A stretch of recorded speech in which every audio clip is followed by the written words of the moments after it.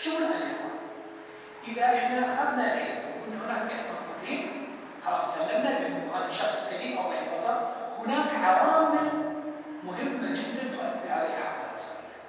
أول عامل درجة الإعاقة البصرية، فما نقدر أن نحكم على كل مصادر المعلومات أو مصادر الثقافة عندما نقدمها الكثير، ما نأخذ فقط أنه خلاص هو شخص أعمى خلاص، لا، ننظر إلى درجة الإعاقة اللي عنده.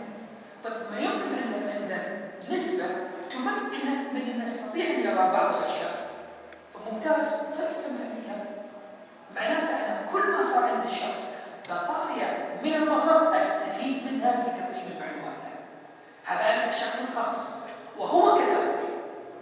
إذا كان شخص عنده بقايا بصر يجب أن يشجع على استخدامه. كان قديما يقال إنه الشخص اللي عنده شوية نظر خلونا نحافظ عليه، لا يشوف التلفزيون، لا يقرأ، لا يسوي شيء. يعتقدون إنه هذا هو الصح، هذا ما هو صحيح. كل ما كان عند الشخص بقايا بصر يجب عليه أن يستفيد منها، لأن هي إن ضعفت مستقبلا فعلى الأقل يبني على خبرته البصرية اللي تعلمها من يوم أنه كان يشوف. ولا يحب. زرت أنا السويد والتقيت مع شخص سوري عجيب هذا الإنسان. يقول لي أنا عمري الآن، طبعا زرت 10 سنوات، يقول لي أنا عمري الآن 31 سنة. أستطيع يعني أنا درست في الجامعة ومعدلي ما كان ممتاز. تدري ليش أنا يقول لي ليش؟ يقول لي لأني أنا عندي أقدر أشوف، ما حد دربني من يوم أنا صغير إني أنا النظر المركزي لا أستطيع أن أرى، لكن أستطيع أن أقرأ بالجانب، فأستطيع أن أضع الكتاب على يساري وأقرأ قراءة كاملة. قال لو أنا أحد نبهني بأنه إني أستفيد من بقايا البصر اللي عندي كان مراجع كثير قرأتها وكتب قرأتها وقرأتها، لكن الحقيقة يقولون من ذكر إنه والله لا حافظ على البصر المتبقي وضروري يقول حلو ضعف المستقبل أنا خسرت. فإذا هنا نستفيد من الدرجة الأولى. أول ثاني رقم 2 منها زمن حدوث الإعاقة. الشخص اللي يصاب بإعاقة منذ الولادة حتى عمر 5 سنوات يسمونه إعاقة خلقية. هو ما ولد مكفوف لكن أصيب فيها في هذه الفترة، وهذه الفترة الزمنية إذا الشخص ما تعدى وهو مبصر سيفقد كثير من المفاهيم. فالطفل بعد عمر 5 سنوات إذا دخل المدرسة عمره 7 سنوات 8 سنوات 9 سنوات خبرته البصرية جدا بسيطة، لأن كثير من المعلومات يأخذ الطفل من المدرسة. فإذا ما أخذها وهو عمره 7 أو عمره 4 سنوات 5 سنوات أكيد يعني إذا نظر ضعف أو كف بصر سينتقل إلى عالم الدراسي وهو بمعلومات جدا ضحلة. هذا الشخص إذا كبر ستكون معلومات الثقافية جدا محدودة، فيتطلب أن ننوع في ثقافته. نحن نعطيه نزخ في مفاهيم كثير من المعلومات اللي ما كان يعرفها، لأن أصلا فقد ما استطاع أن يصلها لأنه كان صغير. لكن شخص عمره 18 سنة 16 سنة كيف بصر تيجي تقول تعال كيف بصرك خلاص؟ لا، مو خلاص. الآن الرجل هذا أو هذا الشاب عنده ثقافة، عنده مخزون من الثقافة، معرفة بالألوان تعتبر ثقافة، بالأحجام ثقافة، بالأشكال ثقافة، كل شيء يعرف، بالأبعاد بالبعد يعرف كل شيء يعرف.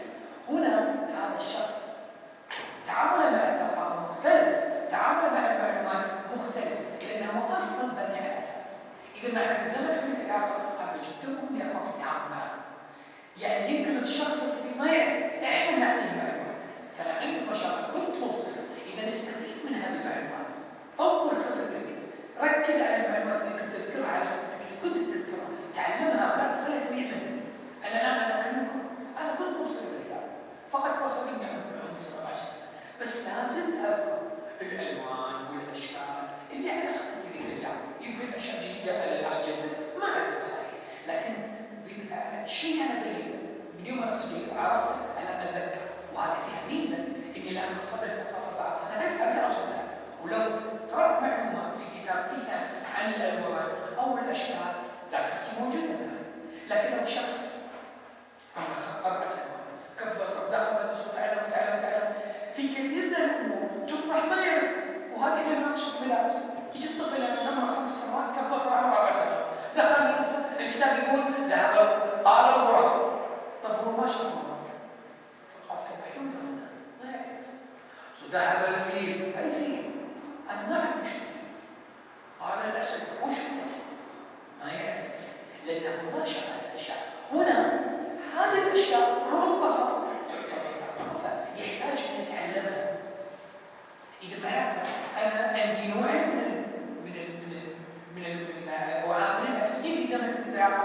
هو متى حدثت يعني؟ فإن كانت قبل 5 سنوات هنا الشخص يحتاج إلى أن نعطيه مزيد من الثقافة حتى يرتقي بمستوى التفكير.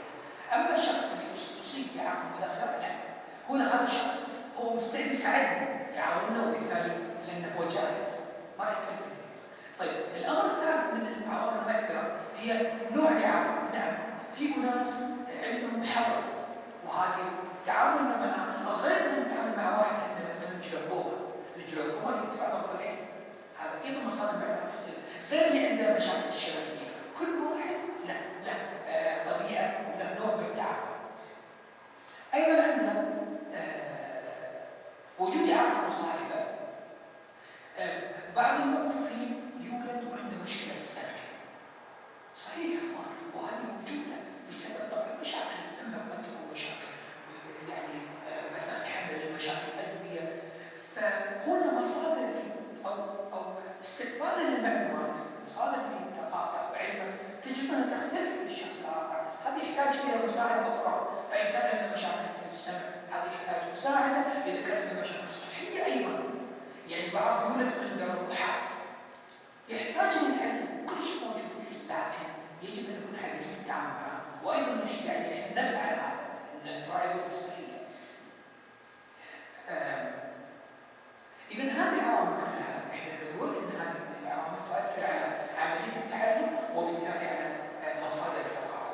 نحن كتربويين ومختصين نعطي لهذه العوامل كثير من الاهتمام، يعني ننظر لها كيف ننمي في مهاراتها. في تعليمنا الان التعليم الالزامي، خلينا نقول الالزامي، عندنا منهج التعليم العام اللي يتعلم فيه الكثير مثل الزملاء، لكن هناك منهج إضافي. هذا المنهج الإضافي مختص بتعليم المكفوف جوانب كثيرة يحتاجها في حياته، فيعطى مهارات التنمية الاجتماعية. تقول كيف يعني؟ هل الكفيف عنده مشكلة في التفاعل الاجتماعي؟ نعم عنده مشكلة بالعافية، يحتاج أن نعطيه ثقافة التعامل مع المجتمع، محتاج إلى مهارات نفسية يتعلم كيف يسيطر على مشاكله وعلى اضطراباته، محتاج مهارات في تنقله الآمن. هو ما يشوف، هل معقول سيظل طول عمره يعتمد على الآخرين؟ لا، يحتاج أن يستخدم عصا. تشوف الآن أنا معي عصا بيضاء، هذه على فكرة يحفظ في دراسات ماجستير والدكتوراه، هذه عصا مش كعصا قطعة، وإنما كعلم مرتبط بها. هذه مهارات إضافية تعطى للشخص. ليش كل هذه المهارات؟ لأن عندنا هذه العوامل المؤثرة نستفيد منها ونقدم الخدمة. طيب يمكن أن نتعلم كثيرا في هذا الجانب، لكنه جانب مهم.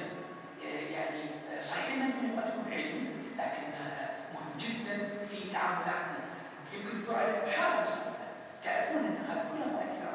ما تستنكر لو جلس معك واحد أعمى قال لك ما شاء الله لا كان سيارته حمراء وصار كيف عرفت؟ كنت أعمى؟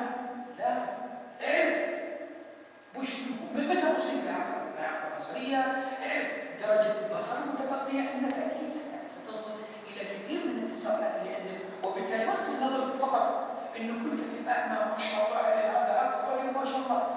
حلو إنك أنت تنظر نظرة إيجابية، صح، حلو النظرة إيجابية حلو، لكن المبالغة يا إخوان مو صحيحة. فالمكفوفين منهم مثلا